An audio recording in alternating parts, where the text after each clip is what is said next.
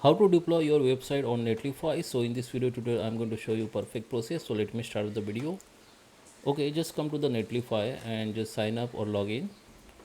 Okay, once you come on your Netlify homepage, here you can come to the projects. Under the project you will see the two options. First option, you can build your own website with AI agent with Netlify. You need to just describe your idea and then just go to the build now, or you can simply upload your root file or zip file of your projects or website from here. Go to the browse and upload.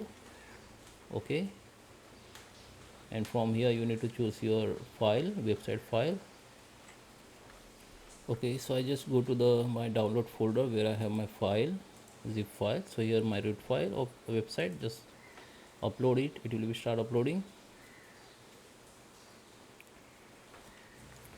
Okay, once you upload, come to your project preview. Here your link. Okay, you can edit this or customize this link.